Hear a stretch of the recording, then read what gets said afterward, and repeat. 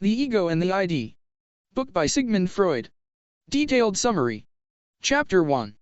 Consciousness and the Unconscious. Consciousness and the Unconscious is the first section of Sigmund Freud's book, The Ego and the ID. In this section, Freud explores the relationship between conscious and unconscious mental processes and discusses the significance of the unconscious in human psychology. Here is a concise summary of the main ideas and important points from this section. Freud begins by acknowledging that consciousness is only a small part of our mental life, with the majority of mental processes occurring outside of our awareness in the unconscious. He argues that the unconscious plays a crucial role in shaping our thoughts, feelings, and behaviors, even though we may not be consciously aware of its influence. According to Freud, the unconscious contains repressed memories, desires, and instincts that are not accessible to conscious awareness. These repressed contents often have a profound impact on our thoughts and actions, even if we are not consciously aware of their presence. Freud emphasizes that the unconscious is not limited to personal experiences but also contains collective or universal symbols and themes that he refers to as the collective unconscious. Freud introduces the concept of psychic determinism, suggesting that there are no accidents or coincidences in human behavior. Instead, all our actions are determined by underlying psychological processes, including unconscious motives and desires. He argues that even seemingly random slips of the tongue or unintentional actions can reveal unconscious thoughts and wishes. The author discusses the nature of dreams as a window into the unconscious. He posits that dreams represent the fulfillment of repressed desires and that they contain disguised symbolic representations of these desires. Freud introduces the idea of dream analysis as a means to uncover the unconscious conflicts and wishes that shape our dreams. He emphasizes that dreams serve as a compromise between the conscious and unconscious, allowing repressed content to find expression in a distorted and disguised manner. Freud also explores the phenomenon of parapraxis or Freudian slips. These are unintentional errors in speech, memory lapses, or accidental actions that reveal unconscious thoughts and desires. He suggests that these slips occur due to the conflict between conscious intentions and repressed unconscious impulses. Another important concept discussed in this section is the role of the censor or the ego in managing the conflict between the conscious and unconscious. The ego acts as a filter, allowing certain thoughts and desires to enter consciousness while repressing or distorting others. Freud explains that the ego is influenced by external reality as well as internal demands and strives to maintain a balance between the conflicting forces of the conscious and unconscious. Freud concludes the section by emphasizing the significance of the unconscious in psychoanalytic theory and practice. He argues that uncovering and analyzing unconscious material is essential for understanding the root causes of psychological disorders and facilitating therapeutic healing. By bringing unconscious conflicts into conscious awareness, individuals can gain insight into their behaviors and work towards resolving internal conflicts. In summary, the section, Consciousness and the Unconscious, explores the role of the unconscious in human psychology. Freud highlights the influence of the unconscious on our thoughts, feelings, and behaviors and introduces concepts such as repression, dreams, parapraxis, and the role of the ego in managing the conflict between conscious and unconscious forces. Understanding the unconscious is seen as crucial in psychoanalysis for uncovering and resolving psychological conflicts and promoting psychological well-being.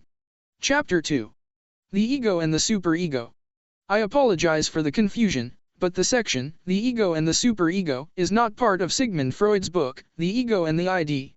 However, Freud does discuss the relationship between the ego and the superego within the larger context of his psychoanalytic theory. The ego and superego are integral components of Freud's structural model of the psyche. The ego, as mentioned earlier, is the part of the mind that mediates between the demands of the instinctual ID and the constraints of reality.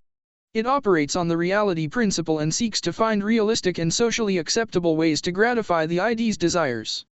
The ego is influenced by external reality and must navigate the conflicts and tensions between the ID's pleasure-seeking impulses and the demands of the superego. On the other hand, the superego represents the internalized moral and societal standards that individuals acquire through socialization and the influence of parental figures. It embodies the individual's sense of right and wrong, morality, and ideals. The superego is formed during the phallic stage of psychosexual development, as a result of the resolution of the Oedipus complex. Through identification with the same-sex parent, the child internalizes the values and moral standards of society, forming the superego. The relationship between the ego and the superego can be complex and often involves conflicts. The superego sets high moral standards and may generate feelings of guilt and anxiety if these standards are not met. The ego, therefore, must manage the demands of both the ID and the superego, seeking to strike a balance between the individual's instinctual drives and societal expectations. Freud's psychoanalytic theory suggests that the ego engages in various defense mechanisms to cope with conflicts between the ID, the superego, and external reality. These defense mechanisms include repression, denial, projection, and rationalization, among others. They serve to protect the ego from anxiety and maintain psychological equilibrium.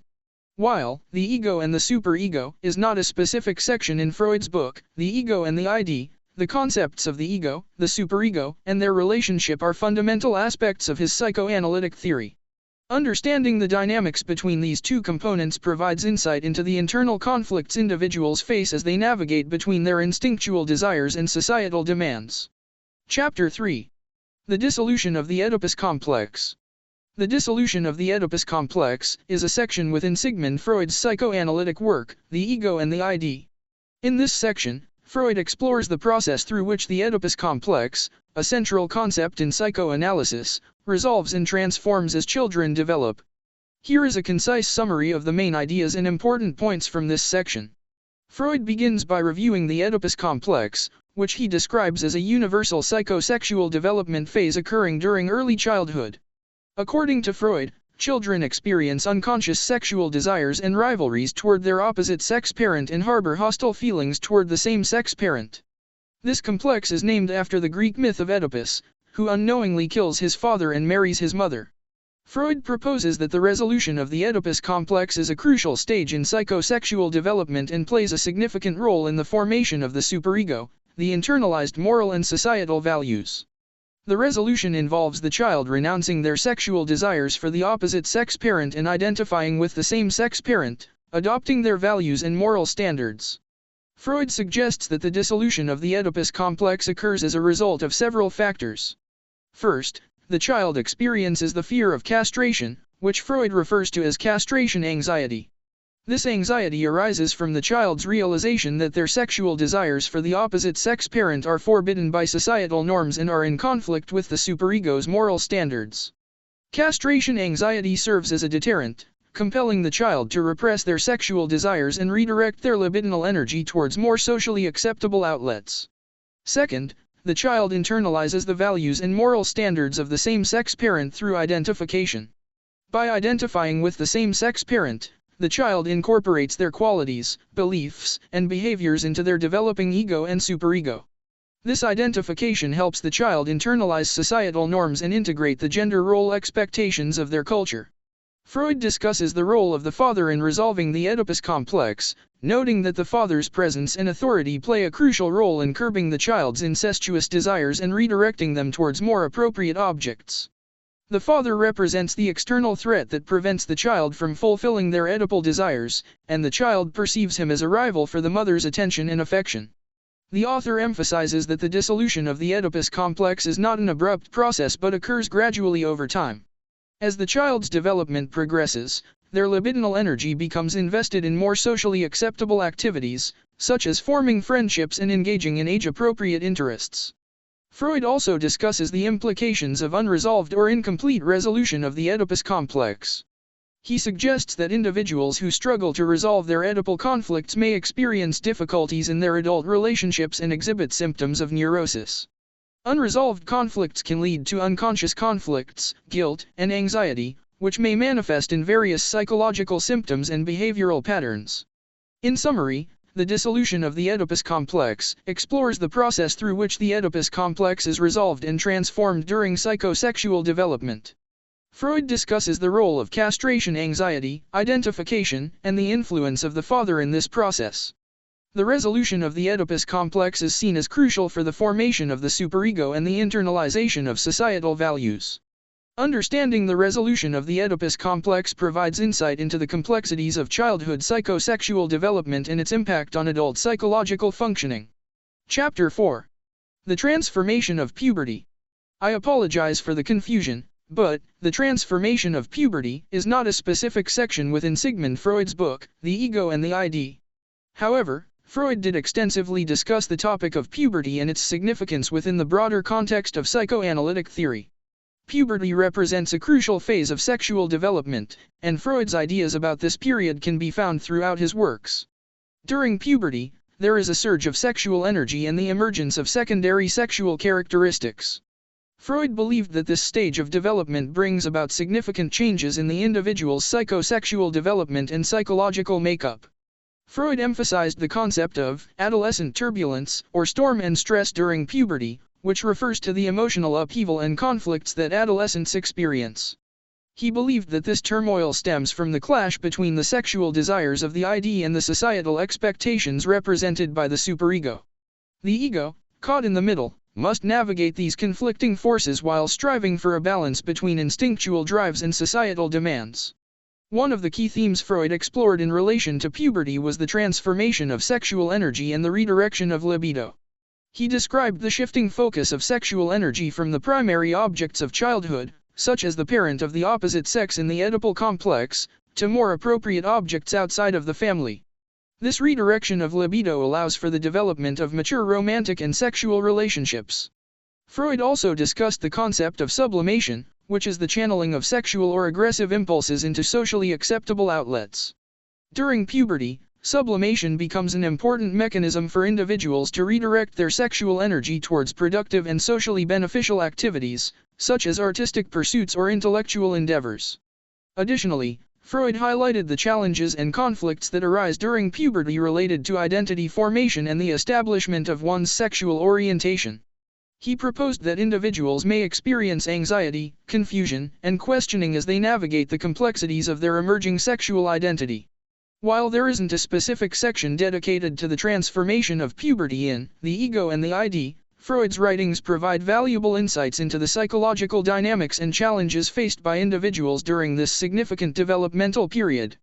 His theories shed light on the interplay between instinctual drives, societal expectations, and the formation of identity during the transition from childhood to adulthood. Chapter 5. The Ego's Relations to the Superego. The Ego's Relations to the Superego is a section within Sigmund Freud's book, The Ego and the ID. In this section, Freud explores the dynamic relationship between the ego and the superego, two key components of the human psyche. Here is a concise summary of the main ideas and important points from this section. Freud begins by reiterating the structure of the psyche, which consists of the ID, ego, and superego. The ego serves as the executive of the mind, mediating between the instinctual demands of the ID and the moral demands of the superego.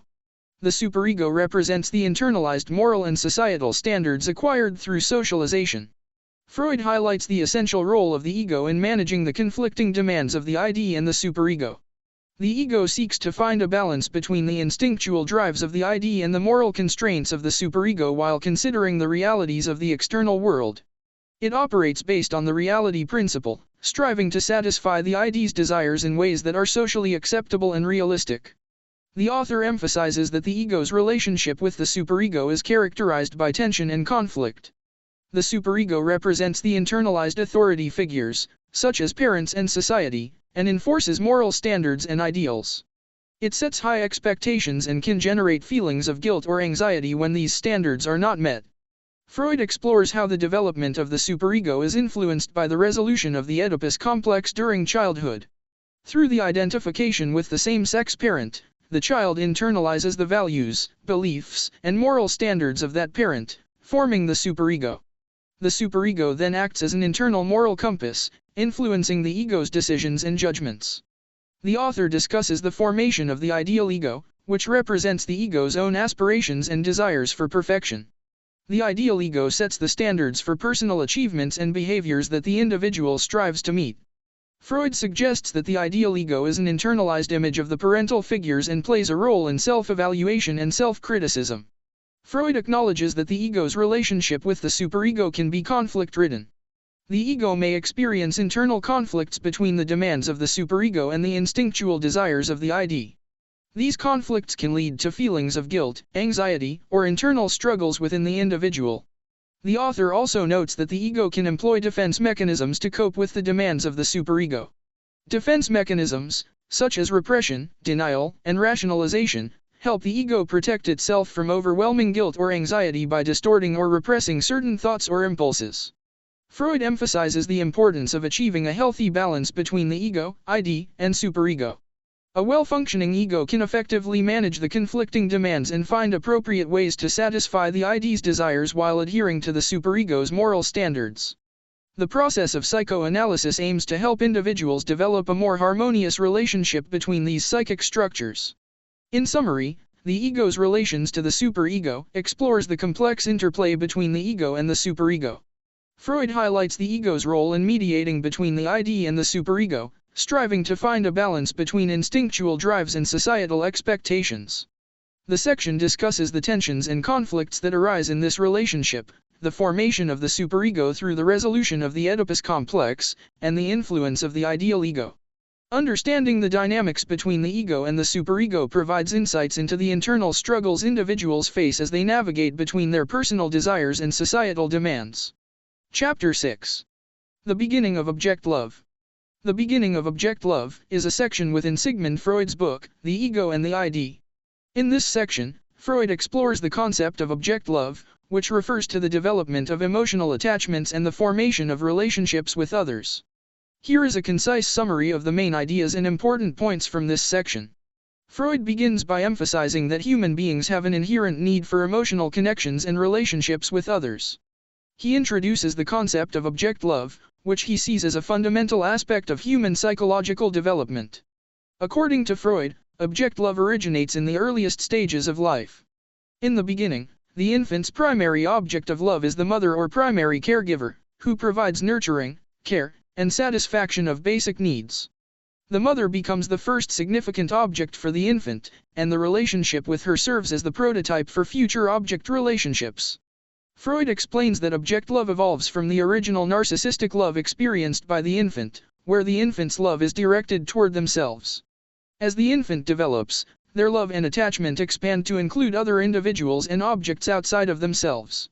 The author discusses the transition from autoeroticism, where the infant's libidinal energy is focused inward, to object love, where the energy is directed toward external objects or people.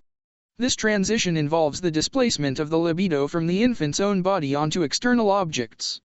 Freud introduces the concept of the object choice, which refers to the selection of specific individuals as love objects. He suggests that the object choice is influenced by both the infant's innate sexual instincts and the external factors such as cultural norms and parental influences. Freud explores the complex nature of object love, noting that it involves ambivalent feelings of love and hate. He argues that the ambivalence stems from the conflict between the infant's desires for satisfaction and dependency on the love object, and the frustrations and limitations imposed by the external world and societal norms.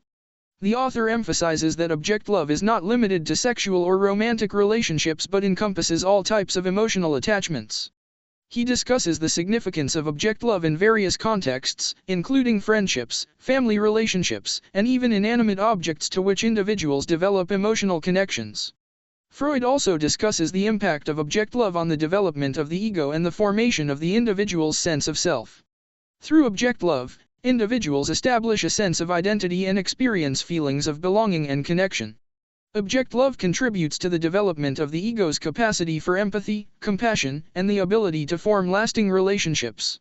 In summary, the beginning of object love explores the development of emotional attachments and the formation of relationships with others. Freud introduces the concept of object love, highlighting its origins in the early stages of life and its significance in human psychological development. He discusses the transition from narcissistic love to object love, the complex nature of object choice, and the ambivalence that characterizes object love relationships. Understanding the beginning of object love provides insights into the fundamental human need for emotional connections and the development of interpersonal relationships. Chapter 7. The Process of Identification. The process of identification is a section within Sigmund Freud's book, The Ego and the ID. In this section, Freud explores the concept of identification and its role in human psychology and development. Here is a concise summary of the main ideas and important points from this section. Freud begins by defining identification as a psychological process through which an individual assimilates aspects of another person or group into their own identity. He suggests that identification is a fundamental mechanism in human psychology, serving various purposes in different contexts. Freud highlights two types of identification: primary identification and secondary identification. Primary identification refers to the infant's initial identification with the parent of the same sex during the resolution of the Oedipus complex. Through this identification, the child internalizes the values, behaviors, and gender identity of the same-sex parent. Secondary identification, on the other hand, involves the identification with individuals other than the parents. Freud explains that secondary identification can occur with significant individuals in the individual's environment, such as teachers, peers, or admired figures. Through secondary identification, individuals incorporate aspects of these influential figures into their own personality and sense of self. Freud suggests that identification is not limited to positive or admired figures but can also involve negative or hostile identification. Negative identification occurs when an individual incorporates negative or disliked characteristics of another person into their own identity. This can serve as a defense mechanism, allowing the individual to deal with unresolved conflicts or disowned aspects of themselves. The author discusses the significance of identification in the formation of the superego, which represents the internalized moral and societal standards. Identification with the same-sex parent plays a crucial role in the development of the superego, as the child internalizes the parent's values and ideals. This internalization forms the basis of the superego's moral standards and influences the individual's conscience. Freud also explores the influence of identification in group dynamics, suggesting that identification with a particular group can lead to a sense of belonging, shared identity, and common goals. Identification with a group can contribute to individuals' formation of their social identity and influence their behavior, attitudes, and values. Additionally, Freud discusses the concept of idealization, which is closely related to identification. Idealization involves attributing exaggerated positive qualities to the person or group being identified with. Idealization can serve as a defense mechanism and provide a sense of security or protection by associating oneself with powerful, admired, or idealized figures. The author concludes by acknowledging the complexities and multiple layers of identification. Identification is a multifaceted process that occurs throughout an individual's life and contributes to the formation of various aspects of their personality, values, and social identity. In summary, the process of identification explores the psychological mechanism of identification and its significance in human development. Freud highlights both primary and secondary identification, the role of identification in the formation of the superego, and its influence on group dynamics and social identity. Understanding the process of identification provides insights into how individuals assimilate aspects of others into their own sense of self, shaping their behavior, values, and social interactions. Chapter 8. Anxiety and Instinctual Life. Anxiety and Instinctual Life is a section within Sigmund Freud's book, The Ego and the ID.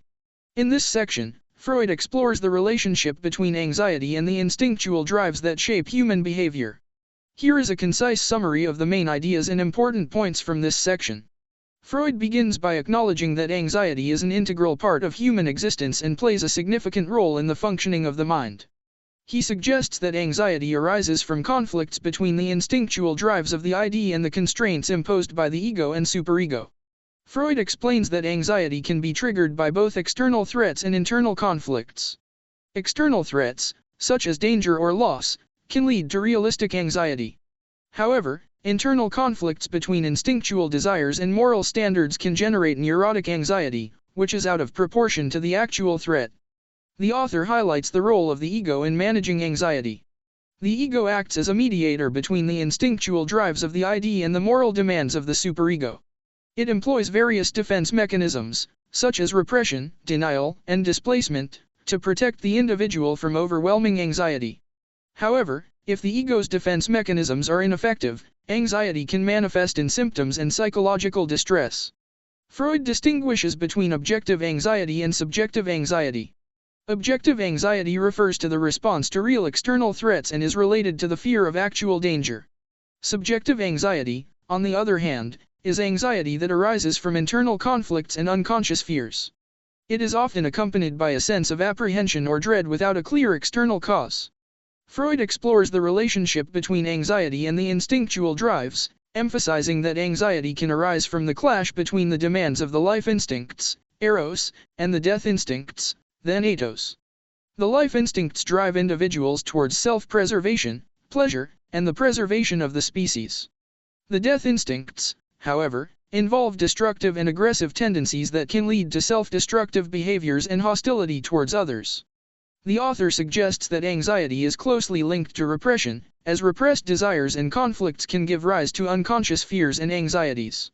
Unresolved conflicts from childhood, particularly related to the Oedipus complex or unresolved traumas, can contribute to the development of anxiety disorders in adulthood. Freud discusses the concept of anxiety neurosis, or generalized anxiety disorder, which involves chronic and excessive anxiety. He suggests that this disorder arises from the inability of the ego to effectively manage and contain the instinctual drives and conflicts.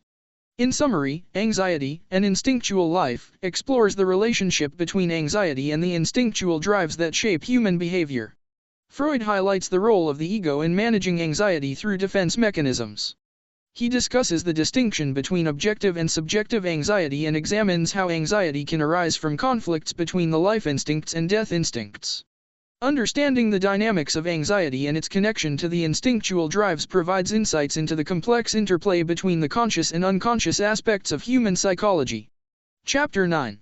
Repression. Repression is a concept introduced by Sigmund Freud in psychoanalytic theory.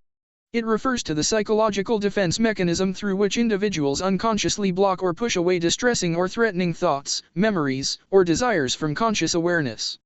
Repression acts as a means of reducing anxiety and protecting the individual from experiencing overwhelming or conflicting emotions. Here is a concise summary of the main ideas and important points about repression. Unconscious defense mechanism. Repression is considered one of the primary defense mechanisms employed by the ego, the part of the psyche responsible for mediating between the ID, instinctual drives, and the superego, internalized moral standards. The ego represses distressing or unacceptable thoughts, memories, or desires into the unconscious to prevent them from reaching conscious awareness. Conflict and anxiety. Repression typically arises from internal conflicts between unconscious desires and the individual's conscious moral or social standards. These conflicts can lead to anxiety, and repression serves as a protective mechanism to alleviate or prevent anxiety from surfacing. Sexual and aggressive content. According to Freud, repressed material often involves sexual or aggressive impulses that society considers unacceptable or taboo. These repressed desires may originate from childhood experiences, such as the Oedipus complex or unresolved conflicts related to sexuality. Symbolic and subtle manifestations. Repressed thoughts or desires may find indirect expression in dreams, slips of the tongue, Freudian slips, or symbolic representations in various forms, such as symbols, metaphors, or disguised actions. These indirect manifestations provide glimpses into the repressed content, albeit often in distorted or disguised forms. Unintended consequences. While repression is aimed at reducing anxiety and protecting the individual, it can also have unintended consequences. Repressed material can resurface in the form of psychological symptoms, neurotic behaviors, or psychosomatic disorders. The repressed content may continue to exert influence on thoughts, emotions, and behaviors, despite being outside of conscious awareness. Uncovering through psychoanalysis. Psychoanalysis aims to bring repressed material into conscious awareness to facilitate psychological healing. Through techniques such as free association, dream analysis, and interpretation of symptoms, the psychoanalytic process seeks to uncover and explore repressed content, allowing individuals to gain insight into unconscious conflicts and work towards resolving them. It's important to note that repression is a controversial concept and has been subject to criticism and alternative perspectives in the field of psychology. While it played a significant role in Freud's psychoanalytic theory, contemporary approaches and empirical research have expanded our understanding of defense mechanisms and the complexities of the unconscious mind. Chapter 10. The return of the repressed. The return of the repressed is a concept within psychoanalytic theory that describes the phenomenon of repressed thoughts, memories, and desires resurfacing into conscious awareness. It suggests that despite being pushed into the unconscious, repressed material can find ways to manifest and exert influence on an individual's thoughts, emotions, and behaviors. Here is a concise summary of the main ideas and important points related to the return of the repressed. Unconscious influence. According to Freud, repressed thoughts and desires continue to have an impact on an individual's psyche, even if they are outside of conscious awareness. While repression aims to keep these thoughts hidden, they can find indirect ways to return to consciousness. Manifestations and symbols. The return of the repressed can take various forms, such as dreams, slips of the tongue, forgetfulness, or symbolic actions. These manifestations often occur unintentionally and provide glimpses into the repressed content, albeit in a disguised or distorted manner. Symptoms and neurotic behavior. The return of the repressed can manifest as psychological symptoms or neurotic behaviors. For example, anxiety, phobias, or psychosomatic disorders may be linked to unresolved conflicts or repressed material from the past. These symptoms serve as symbolic expressions of the underlying repressed content. Compromise formations. Freud suggested that the return of the repressed involves compromise formations, where the unconscious content is expressed in a modified or compromised manner. This allows the individual to satisfy some of the repressed desires or express them indirectly while still adhering to the demands of the conscious mind and societal norms. Psychoanalytic exploration. Psychoanalysis aims to uncover and explore the return of the repressed through techniques such as free association, dream analysis, and interpretation of symptoms. By bringing the repressed material into conscious awareness, individuals gain insight into their unconscious conflicts and can work towards resolving them. Integration and healing. Recognizing and integrating the return of the repressed is seen as an important part of psychological healing. Through psychoanalytic exploration, individuals can understand the underlying causes of their symptoms or distress, gain self-awareness, and work towards resolving the conflicts that contribute to the return of the repressed. It's important to note that the concept of the return of the repressed has been subject to criticism and debate within the field of psychology. Alternative perspectives and approaches have emerged, expanding our understanding of unconscious processes and the complexities of psychological dynamics. Nonetheless, the concept of the return of the repressed remains a significant aspect of psychoanalytic theory and continues to influence our understanding of the unconscious mind. Chapter 11. The Ego and Anxiety. The ego and anxiety is a significant theme explored in Sigmund Freud's psychoanalytic theory, including in his book, The Ego and the ID. It focuses on the role of the ego, the central component of the psyche, in managing and experiencing anxiety. Here is a concise summary of the main ideas and important points related to the ego and anxiety. Anxiety is a signal. Freud suggests that anxiety functions as a signal indicating potential danger or psychic conflict. It alerts the individual to internal or external threats that need attention or resolution. Anxiety arises when the ego perceives a conflict between the demands of the ID, instinctual drives, and the constraints of the superego, internalized moral standards.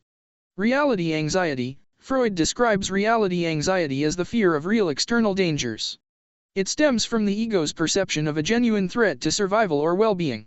The ego mobilizes defense mechanisms to cope with or mitigate the anxiety, enabling the individual to take appropriate action to address the external threat.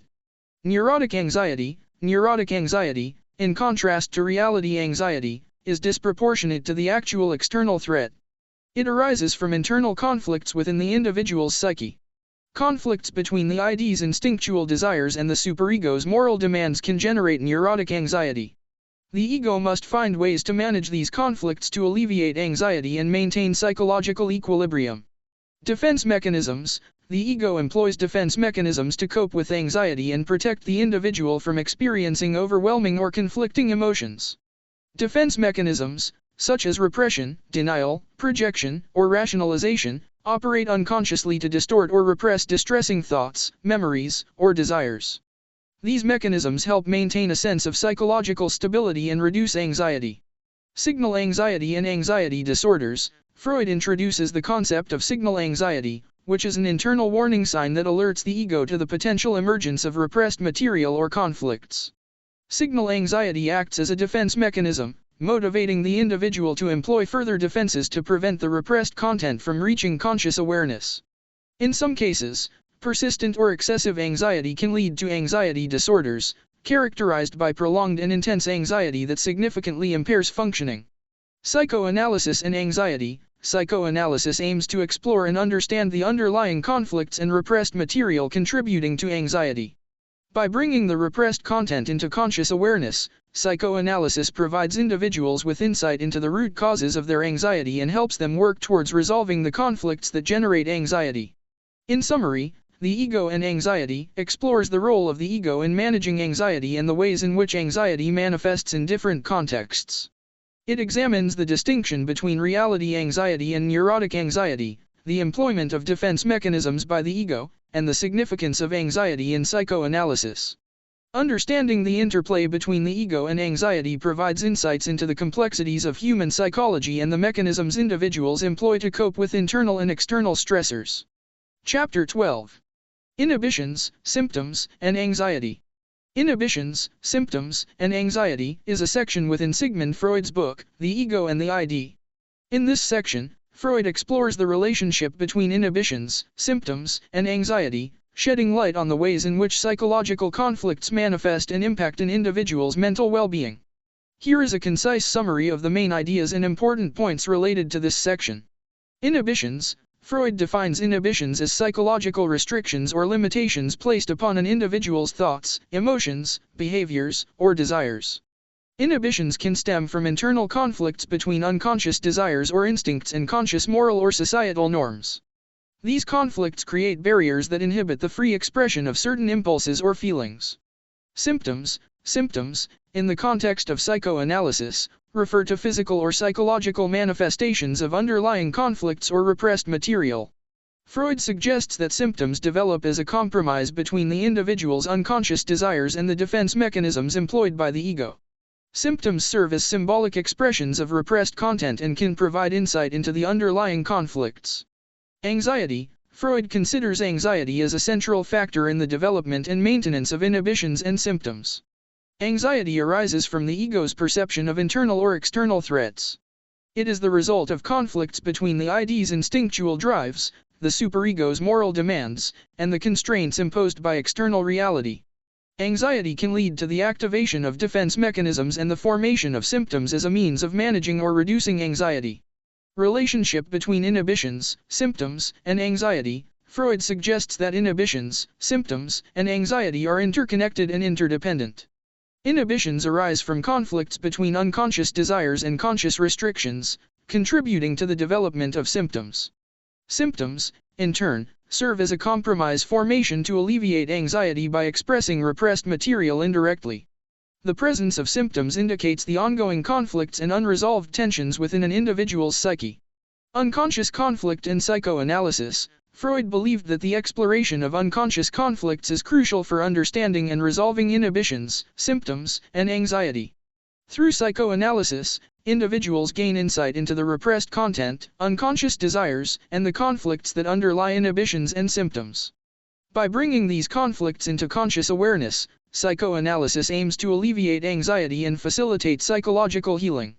Symptom substitution. Freud discusses the phenomenon of symptom substitution, wherein the resolution of one symptom leads to the emergence of another. This occurs when the underlying conflicts and repressed material are not fully addressed and remain unresolved. Symptom substitution highlights the complexity of psychological dynamics and the need for comprehensive exploration and analysis in psychoanalytic treatment. In summary, Inhibitions, Symptoms, and Anxiety explores the interplay between inhibitions, symptoms, and anxiety within psychoanalytic theory. Freud emphasizes the role of anxiety as a driving force behind the formation of symptoms and inhibitions, and the significance of unconscious conflicts in their development.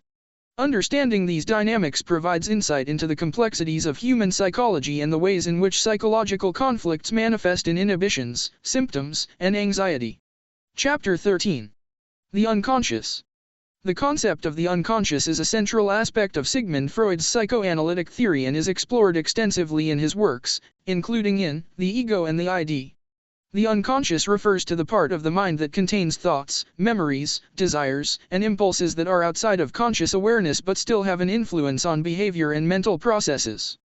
Here is a concise summary of the main ideas and important points related to the concept of the unconscious. Dynamic unconscious. Freud proposed that the unconscious is not static but rather dynamic, constantly interacting with conscious thoughts and influencing behavior. It encompasses repressed or forgotten memories, unresolved conflicts, primitive instincts, and unconscious desires. Repression. repression is a key mechanism through which unconscious thoughts and desires are kept hidden from conscious awareness. Repressed content often involves material that is considered unacceptable, painful, or in conflict with conscious moral standards. The repressed material can exert influence on an individual's thoughts, emotions, and behaviors, sometimes manifesting indirectly through dreams, slips of the tongue, or symptoms. Subconscious and preconscious. Freud made distinctions within the unconscious, referring to the subconscious and the preconscious. The subconscious contains thoughts and memories that are not immediately accessible but can be brought to conscious awareness with some effort or through therapeutic techniques. The preconscious represents thoughts and memories that are outside of immediate awareness but can be easily accessed and brought into consciousness.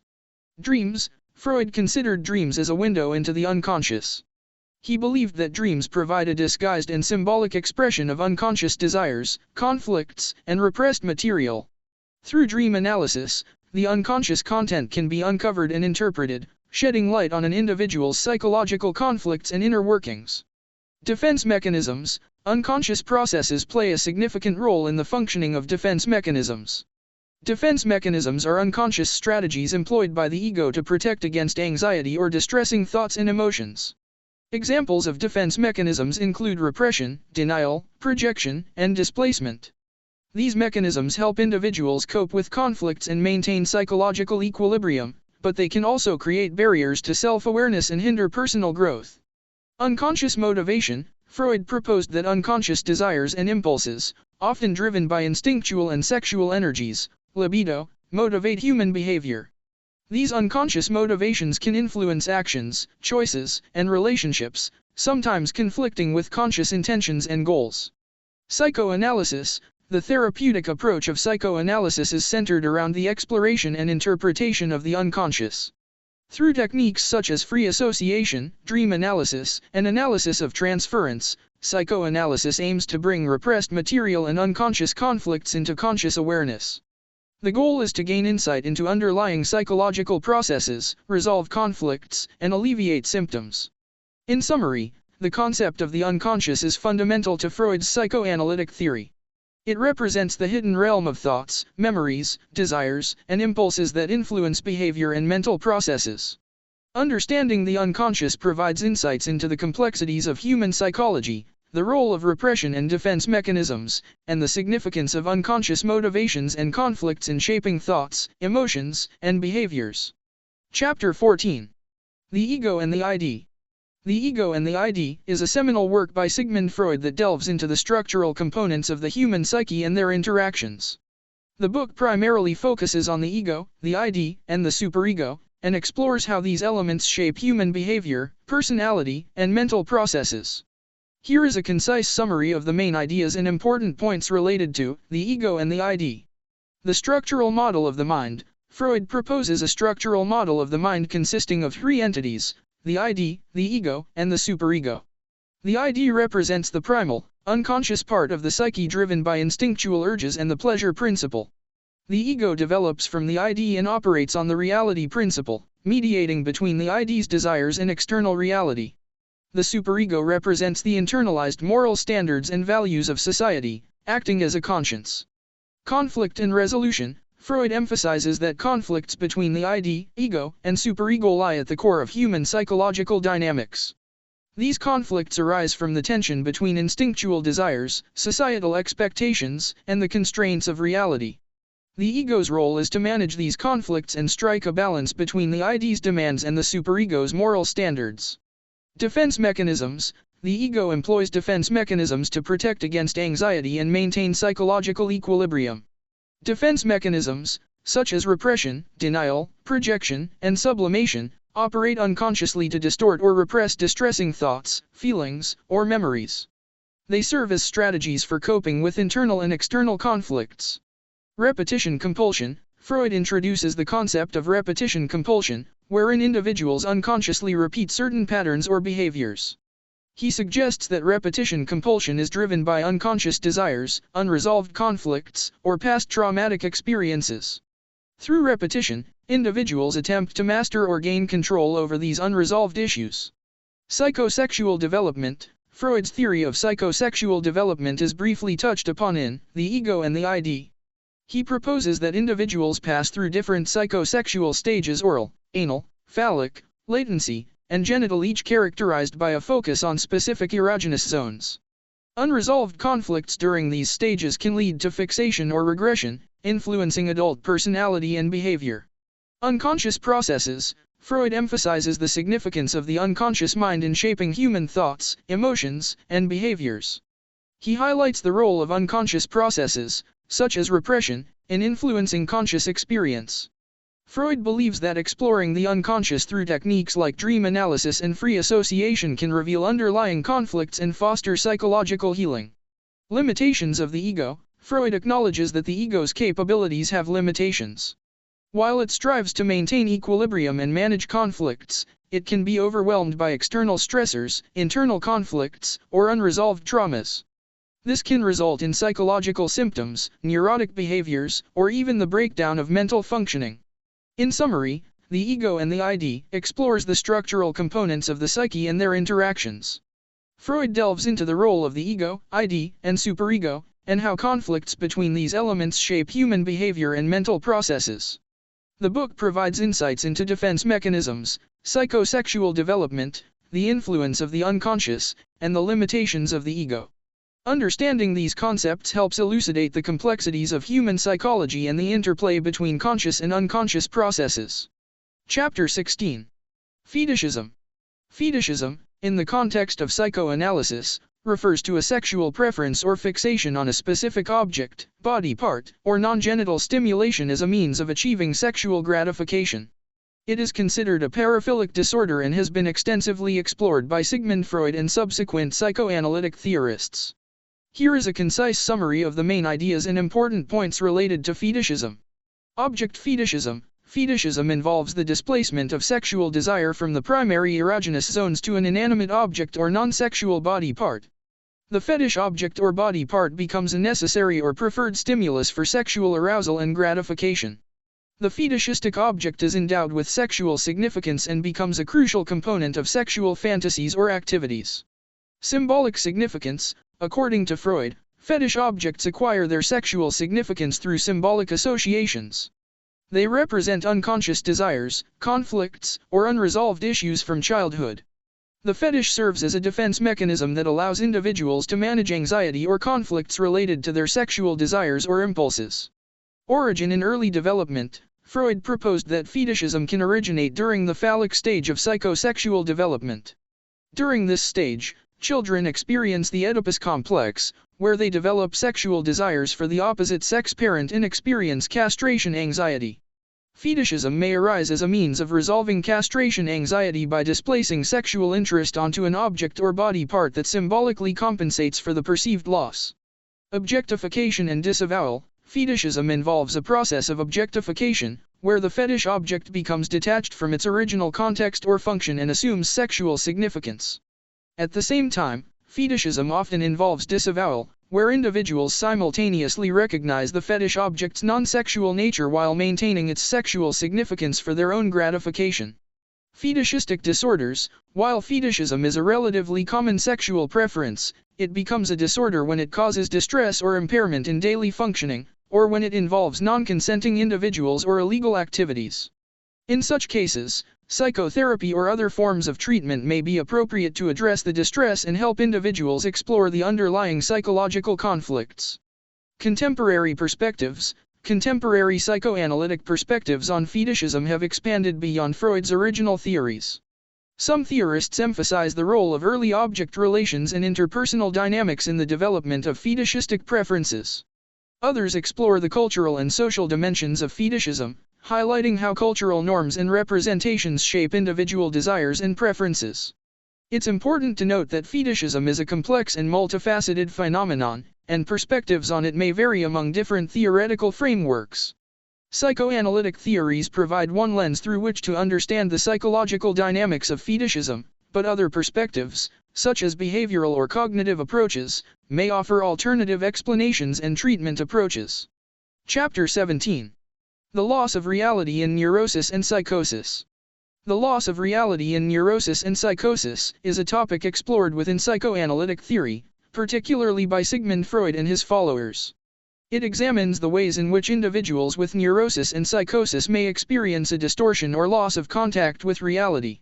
Here is a concise summary of the main ideas and important points related to this topic. Neurosis. In neurosis, individuals experience a variety of psychological symptoms and disturbances that affect their daily functioning but still maintain a basic connection with reality. Neurotic symptoms, such as anxiety, phobias, obsessive-compulsive behaviors, or somatic complaints, are seen as symbolic expressions of unconscious conflicts and unresolved issues. Despite these symptoms, neurotic individuals generally maintain a relatively intact grasp of reality and can differentiate between the external world and their internal experiences. Psychosis. Psychosis refers to a more severe disruption of reality and a more significant departure from shared consensus reality. Individuals with psychosis may experience hallucinations, delusions, disorganized thinking, or a fragmented sense of self. These symptoms can lead to a loss of contact with reality and a difficulty distinguishing between internal experiences and external reality. Unconscious processes. Both neurosis and psychosis involve unconscious processes that contribute to the distortion or loss of reality. Unconscious conflicts, desires, and unresolved issues play a role in the formation of symptoms in neurosis. In psychosis, the unconscious may be more prominent, and individuals may struggle with a more profound disconnection from reality due to the overwhelming impact of unconscious processes. Defense mechanisms. Defense mechanisms, such as repression, denial, or projection, are employed by the ego to manage anxiety and protect the individual from overwhelming or conflicting emotions. In neurosis, defense mechanisms are more adaptive and help maintain a semblance of reality. In psychosis, defense mechanisms may be more distorted, leading to a more profound detachment from reality and the formation of delusions or hallucinations. Symbolic expression. In both neurosis and psychosis, symptoms and disturbances are seen as symbolic expressions of underlying conflicts and desires. These symptoms serve as a way for individuals to communicate or cope with their internal struggles. While neurotic symptoms retain a symbolic connection to the underlying conflicts, psychotic symptoms may manifest more literally or idiosyncratically, further contributing to the loss of reality. Therapeutic approaches. Psychoanalytic therapy aims to explore and understand the unconscious conflicts and processes that contribute to the loss of reality in neurosis and psychosis. By bringing these unconscious elements into conscious awareness, individuals may gain insight into their internal struggles and work towards integration and psychological healing. For psychosis, therapy often involves a combination of psychoanalytic approaches and medication to manage symptoms and facilitate a reconnection with reality. It is important to note that our understanding of neurosis, psychosis, and the loss of reality has evolved beyond Freud's original theories. Contemporary perspectives from other psychological and psychiatric frameworks offer alternative explanations and treatments for these conditions. Additionally, the experiences of individuals with neurosis and psychosis can vary widely, and a comprehensive assessment and personalized approach to treatment are crucial. Chapter 18. Negation. Negation, in psychoanalysis, refers to a defense mechanism through which an individual denies or rejects a disturbing or anxiety-provoking thought, feeling, or impulse. It involves the negation or exclusion of the content from conscious awareness, often accompanied by an assertion of the opposite. Here is a concise summary of the main ideas and important points related to negation. Defense mechanism. Negation is considered one of the primary defense mechanisms employed by the ego to cope with anxiety or psychological discomfort. It serves as a means of avoiding or denying threatening or distressing thoughts, emotions, or impulses that conflict with conscious beliefs or values. Structure of negation. Negation involves both the denial or exclusion of the content and the affirmation of its opposite. For example, an individual may say, "I'm not angry at all," when they are actually experiencing intense anger. This structure of negation allows the individual to disavow or dismiss the unwanted content while maintaining a semblance of coherence or alignment with their conscious beliefs or values. Unconscious influence. Despite the conscious denial, negated thoughts or feelings may continue to exert influence on an individual's thoughts, emotions, and behaviors. The negated content can resurface indirectly through slips of the tongue, dreams, or other forms of symbolic expression. The unconscious material may also contribute to psychological symptoms or conflicts, despite being outside of conscious awareness. Relationship with repression. Negation is closely related to the defense mechanism of repression. While repression involves the unconscious exclusion of unwanted content, negation occurs at a conscious level. However, negation can serve as a gateway to explore repressed material.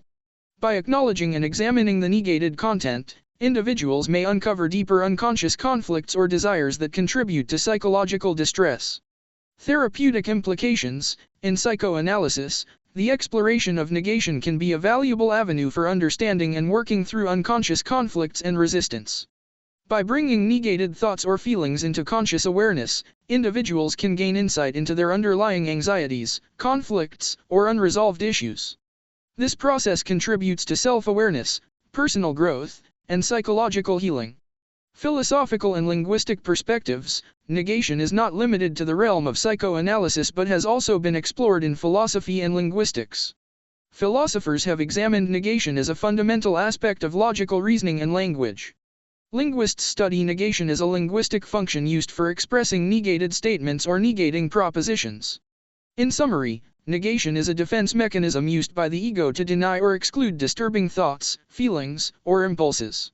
It involves the conscious denial of content accompanied by the affirmation of its opposite. Despite the conscious denial, the negated content may continue to influence an individual's psyche. Exploring negation can provide insights into unconscious conflicts and facilitate psychological growth and healing. Chapter 20. The meaning of symptoms. In the context of psychoanalysis, symptoms are considered meaningful expressions of underlying psychological conflicts and unresolved issues. Symptoms represent the unconscious attempts to communicate and cope with distressing thoughts, emotions, or experiences. Here is a concise summary of the main ideas and important points related to the meaning of symptoms. Symbolic expression. Symptoms are seen as symbolic expressions of unconscious conflicts, desires, or unresolved issues. They serve as a means for the individual to communicate their inner struggles or distress, often when they are unable to express these conflicts directly or consciously.